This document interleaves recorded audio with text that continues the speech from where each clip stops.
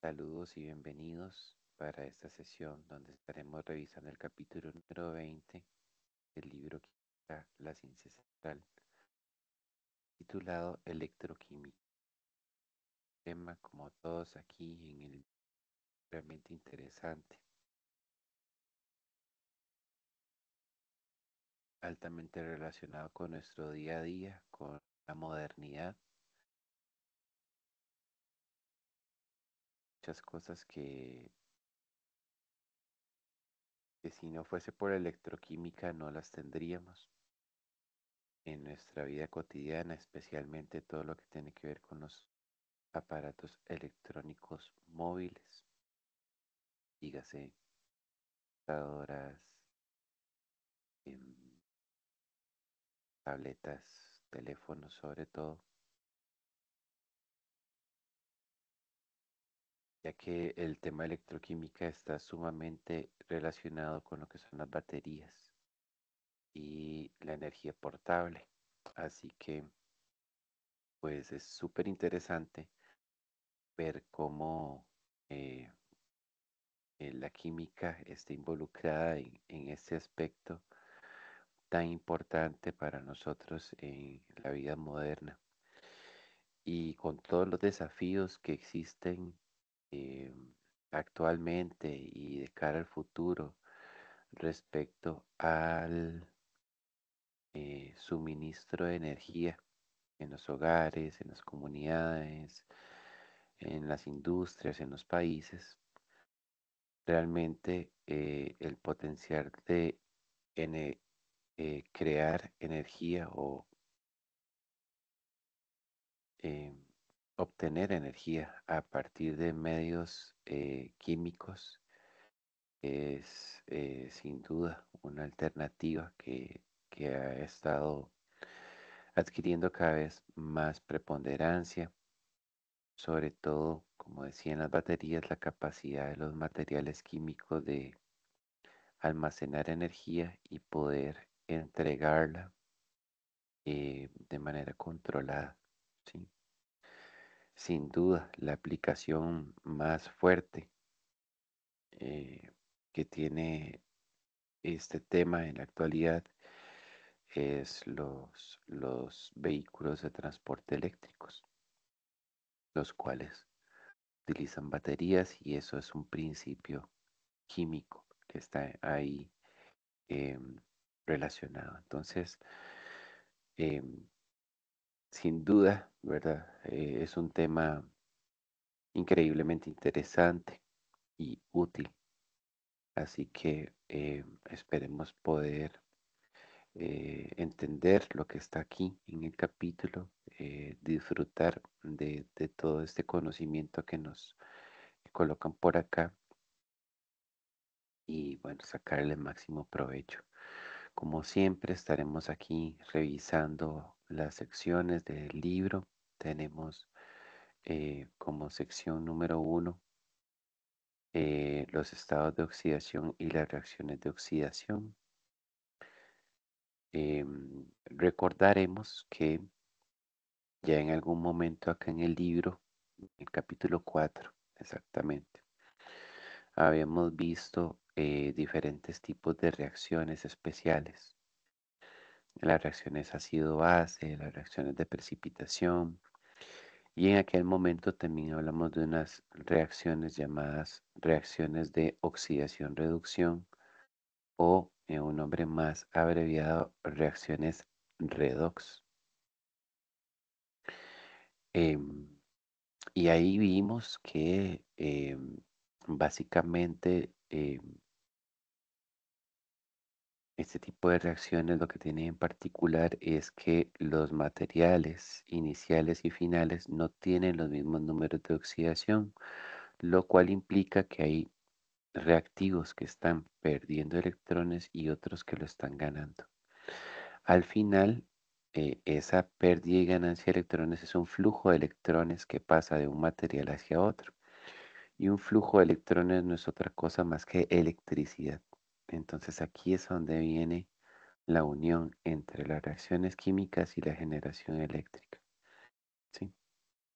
Bueno, Ahí daremos un repaso en la sección 20.1 sobre qué eran esas reacciones y qué era reducción, qué era oxidación y este tipo de conceptos básicos. En la sección 20.2 vamos a ver que las reacciones o las ecuaciones de las reacciones redox tienen una técnica para balancearse.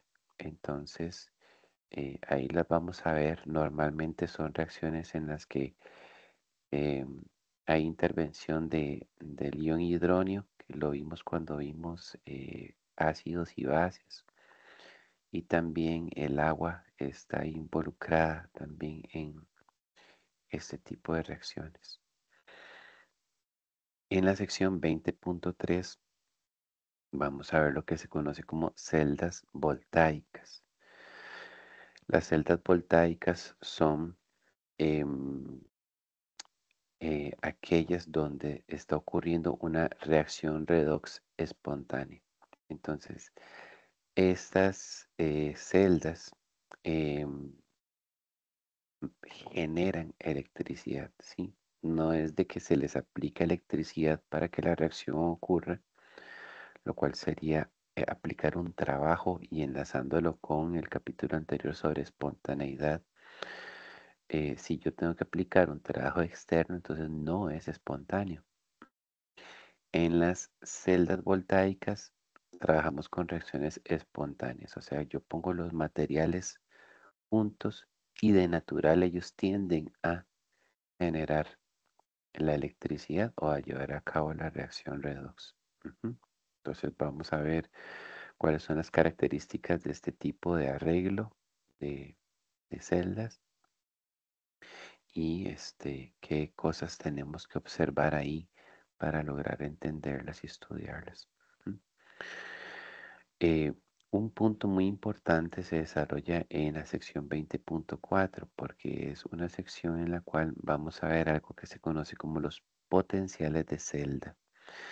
Estos son como unas propiedades químicas de diferentes sustancias en los cuales se ha hecho como una escala para medir eh, la fuerza, por decirlo así, o el potencial. Ese potencial es, en cierto modo, lo podemos entender como una fuerza, una medida de la tendencia con la que un material tiende eh, a oxidarse o a reducirse, dependiendo del punto de vista con el que lo queramos ver.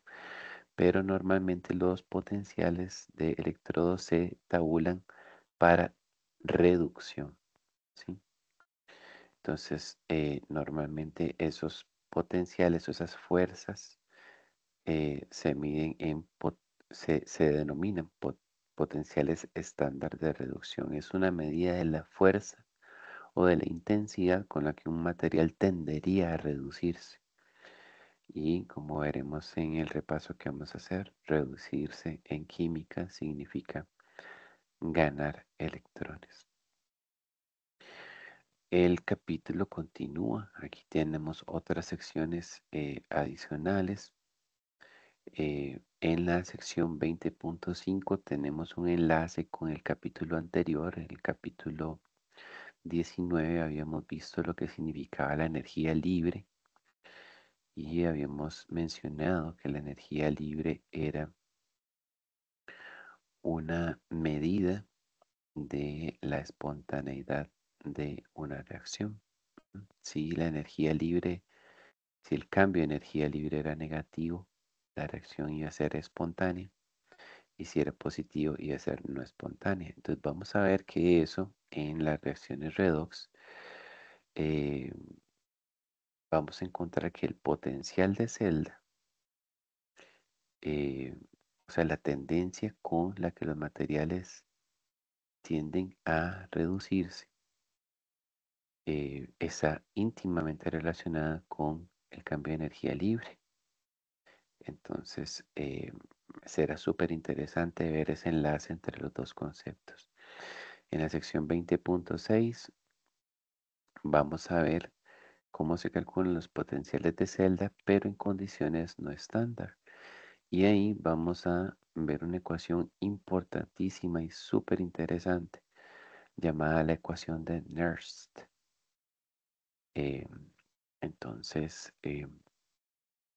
ahí vamos a ver cómo podemos utilizar dicha ecuación para calcular el voltaje o el porcentaje, no el porcentaje, el voltaje, o en otro modo, la cantidad de flujo de electrones que hay en una reacción en una condición que no sea la estándar.